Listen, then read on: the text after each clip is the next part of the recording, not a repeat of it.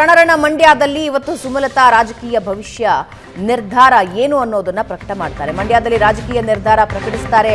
ಮಂಡ್ಯ ಸಂಸದೆ ಬೆಳಗ್ಗೆ 10 ಗಂಟೆಗೆ ಮಂಡ್ಯದ ಕಾಳಿಕಾಂಬಾಗೆ ಪೂಜೆ ಸಲ್ಲಿಸ್ತಾರೆ. ಪೂಜೆ ಆದ ಮೇಲೆ ದೇವಸ್ಥಾನದ ಆವರಣದಲ್ಲೇ ನಿರ್ಧಾರ ಪ್ರಕಟ ಆಗುತ್ತೆ. ಮೈತ್ರಿ ಅಭ್ಯರ್ಥಿಗೆ ಬೆಂಬಲ ಕೊಡ್ತಾರಾ, ಸ್ವತಂತ್ರ ಸ್ಪರ್ಧೆ ಮಾಡ್ತಾರಾ, ಏನಾಗುತ್ತೆ ಸಂಸದೆ ಸುಮಲತಾ ಮುಂದಿನ ರಾಜಕೀಯ ನಡೆ?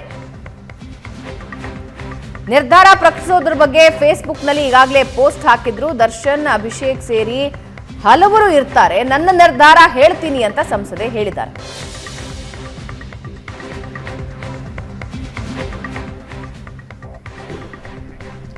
ಪ್ರಶಾಂತ್, ನಿನ್ನೆಯ ಒಂದು ಲೆಟರ್ ಇತ್ತಲ್ಲ, ಅದು ಎಲ್ರಿಗೂ ಧನ್ಯವಾದ ಹೇಳೋ ರೀತಿಯಲ್ಲೇ ಇತ್ತು.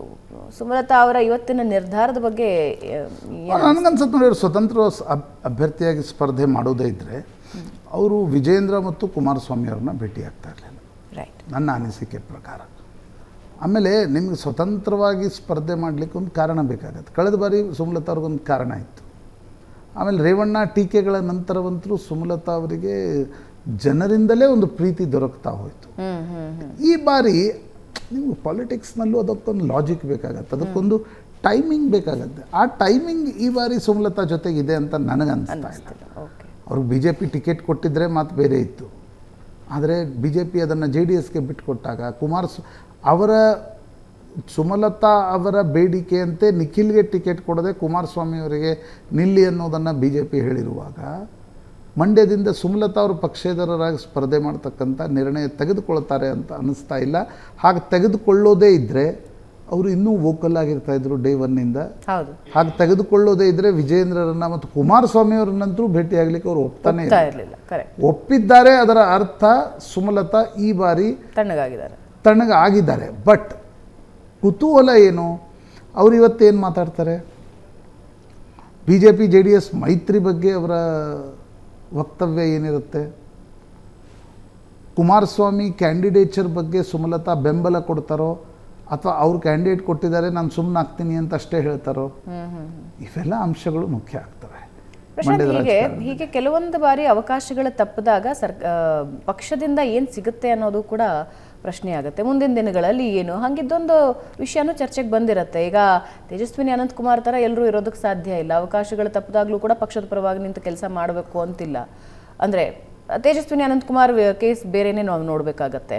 ಉಳಿದವರು ಇವಾಗ ಸುಮಲತಾ ಅವರೇನು RSS ಹಿನ್ನೆಲೆಯಿಂದ ಬಂದಿಲ್ಲ, BJP ಹಿನ್ನೆಲೆಯಿಂದ ಬಂದಿಲ್ಲ, BJPಗೆ ಸಪೋರ್ಟ್ ಮಾಡಿರೋದು. ಹಾಗಾಗಿ ವಾಟ್ ನೆಕ್ಸ್ಟ್, ನನ್ನ ಫ್ಯೂಚರ್ ಏನು ಅನ್ನೋದು ಇರುತ್ತೆ ಅವರಿಗೆ. ನನಗನ್ಸುತ್ತೆ ಸುಮಲತಾ ಅವ್ರಿಗೆ ತಮ್ಮ ಲಿಮಿಟೇಷನ್ಸ್ ಕೂಡ ಗೊತ್ತು. ಕಾಂಗ್ರೆಸ್ ಏನಾದರೂ ಸುಮಲತಾ ಅವ್ರಿಗೆ ಟಿಕೆಟ್ ಕೊಟ್ಟಿದ್ದರೆ ನೀವು ಫೈಟ್ ಮಾಡಿದಾಗ ಅದೊಂದು ಬೇರೆ ವಿಷಯ.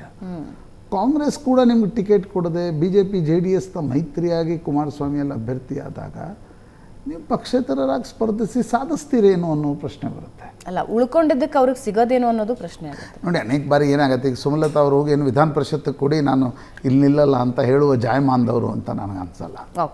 ಅಂದರೆ ಸುಮಲತಾ ಇಲ್ಲ, ನನಗೆ ಏನಕ್ಕೇನೋ ಅಧಿಕಾರ ಬೇಕಿದ್ರೆ ಅವರು ಮೈಸೂರು ಬೆಂಗಳೂರು ಥರ ಕೊಡ್ಲಿಕ್ಕೆ BJP ತುದಿಗಾಲ ಮೇಲೆ ನಿಂತಿತ್ತು. ಸುಮಲತಾ ಹೇಳಿದ್ರು ನಾನು ಮಂಡ್ಯ ಬಿಟ್ಟು ಹೋಗಲ್ಲ ಅಂತಕ್ಕಂಥದ್ದು.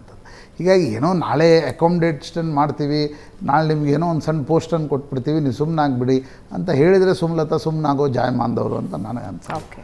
ಆದರೆ ಲಾರ್ಜರ್ ಪಿಕ್ಚರಲ್ಲಿ, ಲಾರ್ಜರ್ ಸ್ಕೀಮ್ ಆಫ್ ಥಿಂಗ್ಸಲ್ಲಿ BJP JDS ಮೈತ್ರಿ ಒಂದು ಕಡೆ ಆದಾಗ, ಇನ್ನೊಂದು ಕಡೆ ಕಾಂಗ್ರೆಸ್ ಅವರನ್ನು ತೆಗೆದುಕೊಳ್ಳಲಿಕ್ಕೆ ರೆಡಿ ಆಗದೇ ಇರತಕ್ಕಂಥ ಸಂದರ್ಭದಲ್ಲಿ ಪಕ್ಷೇತರರಾಗಿ ಹೋಗಿ ಪೊಲಿಟಿಕಲ್ ಒಂದು ರೀತಿಯ ಪೀಕ್, ಅಂದರೆ ಆ ಪೊಲಿಟಿಕಲ್ ಪೀಕ್ ನಿಮ್ಗೆ ಬೇಕು. ಕಳೆದ ಬಾರಿ 19ರಲ್ಲಿ ನಿಮ್ಗೆ ಅದಿತ್ತು, 24ರಲ್ಲಿ ಅದಿಲ್ಲ. ಅತ್ಯಂತ ಪೊಲಿಟಿಕಲ್ ಅಕ್ಯುಮನ್ ಇರ್ತಕ್ಕಂಥ ಸುಮಲತಾ ಅದನ್ನು ರೀಡ್ ಮಾಡದೆ ಪಕ್ಷೇತರ ನಿಲ್ತಾರೆ ಅಂತ ನನಗೆ ಈ ಹೊತ್ತಿನಲ್ಲಿ ಅನಿಸ್ತಾ ಇದೆ. Right, okay, thank you Prashanth, ಚರ್ಚೆಯಲ್ಲಿ ಭಾಗಿಯಾಗಿದ್ದಕ್ಕೆ. ವೀಕ್ಷಕರೇ, ಇದು ಇವತ್ತಿನ ನ್ಯೂಸ್ ಅವರ್ ಮಾರ್ನಿಂಗ್ ಎಡಿಷನ್. ನೇರ ದಿಟ್ಟ ನಿರಂತರ ಸುದ್ದಿಗಾಗಿ ನೋಡ್ತಾ ಇರಿ ಏಷ್ಯಾನೆಟ್ ಸುವರ್ಣ ನ್ಯೂಸ್.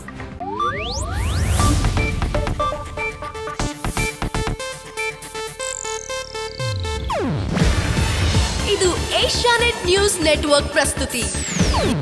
ನೀವು ನೋಡ್ತಿದ್ದೀರಾ ಏಷ್ಯಾನೆಟ್ ಸುವರ್ಣ ನ್ಯೂಸ್.